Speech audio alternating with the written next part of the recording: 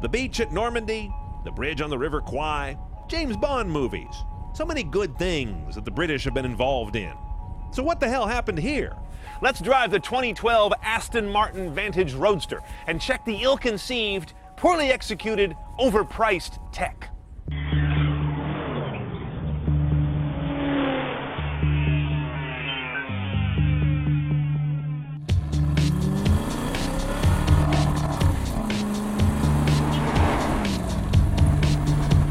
So what is an Aston Martin Vantage? It's the smallest Aston Martin. It's a handmade car, and this one's a roadster.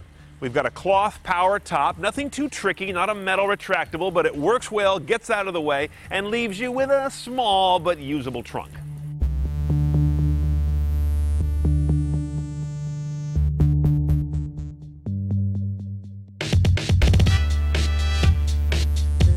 So if the looks of this car are all it's got going for it, let me show you all the things it doesn't have going for it. Starting with that, the insult.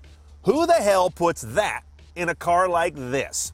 This tells me one of two things. Either Aston Martin is so stupid they don't know that that is a horrendous interface, or they're sneering at their customers saying, oh, give them their little screen like their little iPhone gadget.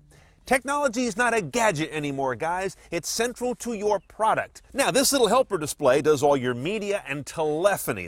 It's glare-filled, very small, and rams an awful lot into a small place. My climate control status, outdoor temperature, phone status, where the wind's blowing, do I have Dolby PL2 on, and my source and content readout.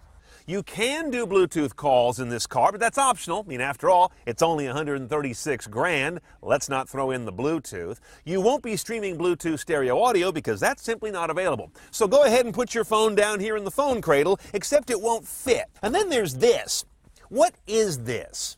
I have no idea. I scoured the manual. I tried fitting it everywhere. It doesn't really fit anywhere. It might just be a sex toy the last reviewer left here. This is called the trinket holder. In other words, this is where you put your wedding ring when you're out at the bar cruising for cougars. Behind here are some strange little binnacles. There's one behind me here that has the world's crappiest toolkit, and then there's one over here that goes to nothing. Oh, check this out. Very nice, fancy cigarette lighter holder, except it's not. It's the wrong diameter. Apparently, that's a special custom holder for a Lamy brand pen, which the last reviewer apparently stole. Now, Aston does this bizarro thing with transmission and key. They make this obsessively fancy crystal key. They also have something called the emotion controller. It's right here in the manual. They don't tell you what it is, and as far as I know, it's a unicorn. You put this thing in to start the car and hold it down, and then the world's strangest transmission controller. Reverse, start, neutral, drive, in this weird sort of layout with the key in the middle. Once you get the car up and running, you look over to your instrument panel. You look at your gauges, and you get mad. Look at the fuel gauge or the temperature gauge. They use white markings on a bright aluminum bezel. You can't read the markings in any conditions. So all I can tell is that I'm somewhere between full and empty. The speedometer goes to 220. The car goes to 180. You'll be going to maybe 100. So why waste all that space on the gauge, making it impossible to tell if I'm going 55? The best I can tell is I'm in between 40 and 60. The tachometer goes counterclockwise. Does anything else in the Western world increase going counterclockwise?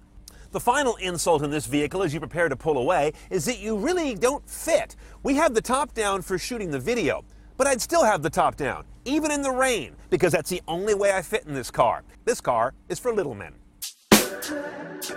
Before we hit the road, let's check out the engine bay where the story does brighten considerably. This is one beautiful motor. It's a real engine. It's made of real engine parts. I'm not seeing tons of plastic shrouds everywhere. 4.7-liter V8, as you can see. 420 horsepower, about 346 foot-pounds of torque. Gets this 3,700-pound car to 60 in about 4.7 seconds while delivering 1421 mpg. Bad enough to earn you a $1,300 gas guzzler tax. However, the weight of this car is actually pretty svelte, given what it is.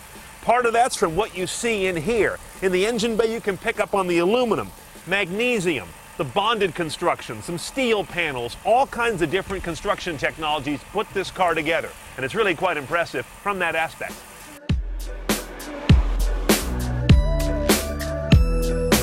So here's where the real trouble with this car arises: when you drive it.